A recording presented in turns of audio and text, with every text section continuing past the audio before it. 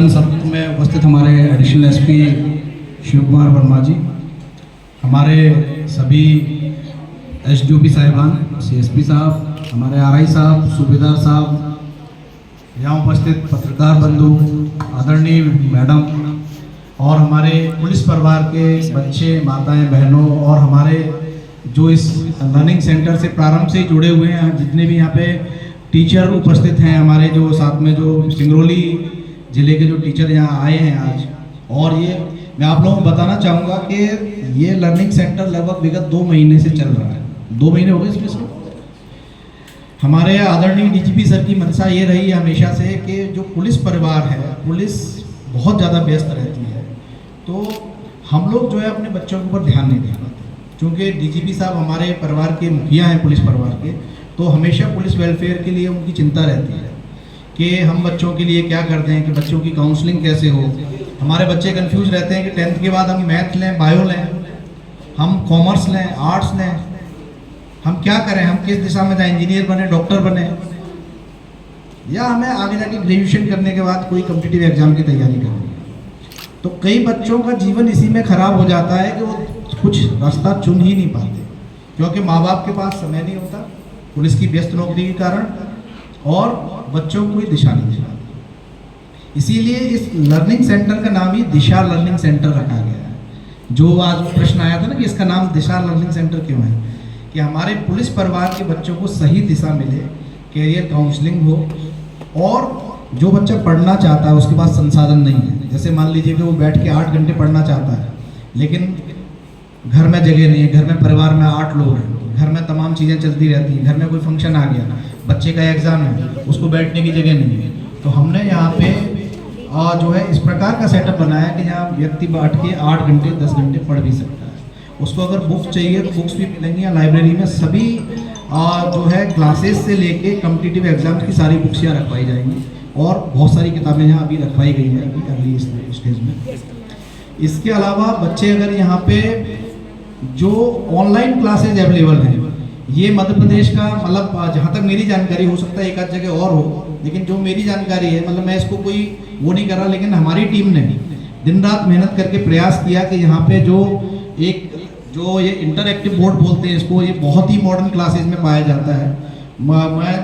मेरा ये मतलब विश्वास है कि बहुत सारे लोगों ने इसको पहली बार देखा,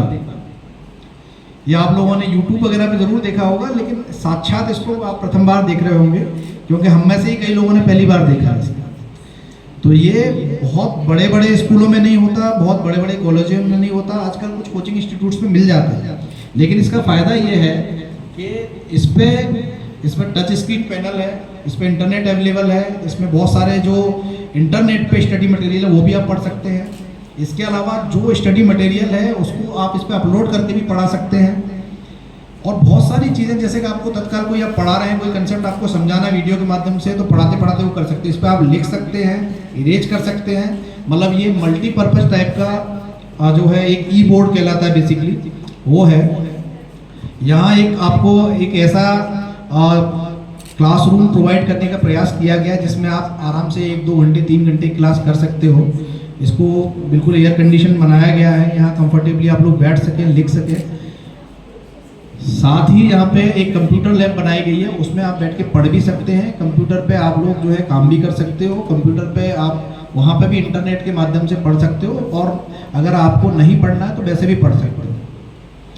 यहाँ जैसा कि हमारे एडिशनल साहब ने बताया कि मैडम बैठी हुई है, मैडम DPS में काउंसलर हैं, तो जो हमारे बच्चों के मन में प्रश्न आता है कि हम 10th पास कर लिया, अब क्या करें, मेरे मैथ में इतने मार्क्स आए हैं, मुझे मैथ अच्छा नहीं लगता, लेकिन फिर भी पापा बोल रहे हैं ज़बरदस्ती इंजीनियर बनना है, कोई पापा बोल रहे हैं कि बायोलॉजी लेना है, अगर मैं बायोलॉजी नहीं लूँगा या नहीं लूँगी तो क्या मेरा करियर आगे नहीं बढ़ेगा। तो बच्चे जो है जब इस स्टेज में होते हैं तो उनको समझ में नहीं आता क्या करें, क्योंकि बहुत ही मेरे ख्याल से 10th तक, अभी 10th का कोई बच्चा है, 10th में कोई है, 9th 10th कोई भी हो, कितनी एज है बेटा आपकी? 12th में हो, कितनी एज है? 17 साल की एज। आजकल का बच्चा जो है 10 साल तक तो बच्चा ही बना रहता है, और 17 साल में फिर उसको कैरियर भी जो है उसको छोड़ दिया जाता है कि अपने आप कैरियर बनाओ। तो बेसिकली क्या बच्चा कंफ्यूज हो जाता है, क्योंकि बच्चा अभी जो है उसके पास जो है जीवन में केवल 17 वर्ष का अनुभव है।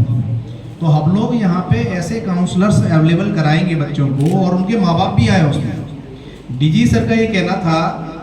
कि ना केवल बच्चों को बुलाया जाए वरन उनके माँ बाप को ही बुलाया जाए, उनकी भी काउंसलिंग जरूरी है। और केवल कई बार क्या होता है कि मदर आ जाती है, केवल फादर आ जाते हैं, दोनों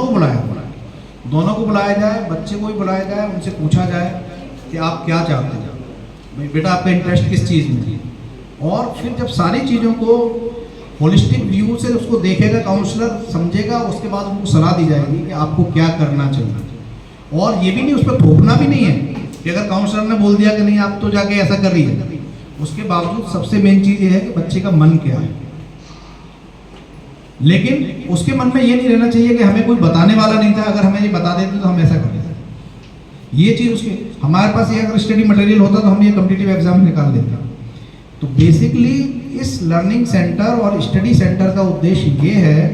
कि आप संसाधन विहीन ना हो। आपको ये ना लगे कि हमारा साथ देने वाला कोई नहीं है, आपको ये ना लगे कि हमें कोई रास्ता बताने वाला नहीं है। और इसको हमने जो है एक आपस में सहयोग से, परस्पर सहयोग वाली जो बात होती है, उस कंसेप्ट पे इसको लागू किया है। इसमें हमारे सिंगरौली के जितने भी यहाँ पे कॉम्पिटिटिव एग्जाम्स वाले टीचर हैं, वो यहाँ पे निःशुल्क पढ़ाने तैयार हैं। अगर आप फिजिकल की तैयारी करना चाहते हैं, फिजिकल की तैयारी करने के लिए हमने अपनी पूरी पुलिस लाइन का जो है मैदान दे रखा है। ना केवल पुलिस परिवार वरन सिंगरौली जिले का भी कोई सिविलियन अगर उसमें आके तैयारी करना चाहता है तो उसका भी स्वागत है। हम चाहते हैं कि सिंगरौली जिले में कॉम्पिटिटिव एग्जाम्स निकालने का, तैयारी करने का बच्चों का माहौल बने। बच्चे जो है जब कोई रास्ता नहीं दिखता तो नशे की तरफ चले जाते हैं, बच्चा जब कुछ और रास्ता नहीं दिखता तो पढ़ाई छोड़ देते हैं। बच्चा कम से कम ग्रेजुएशन तक तो जो है बिना किसी बाधा के पढ़े, ऐसा हमारे डीजीपी साहब की मंशा है, ऐसा इस पुलिस वालों की यहाँ पे मंशा है कि पुलिस परिवार के बच्चे सीधे मार्ग पे चले। मैं कई जिलों में रहा हूँ, वहाँ पे मैंने अपने पुलिस परिवार के बच्चों को क्राइम करते हुए देखा, उनको जो है ड्रॉप आउट करते होते हुए देखा है, कि पढ़ाई छोड़ते हुए देखा है। और कई बार जब हम नीचे अपने अधीनस्थों से बात करते हैं तो उनसे पूछते हैं कि ये आपका बच्चा जो है क्यों नहीं पढ़ पा रहा, बोले साहब ध्यान नहीं दे पाए, टाइम नहीं दे पाए, गाइड नहीं कर पाए, आज वो पढ़ने तैयार नहीं है। तो ये सारी चीज़ें ना हो,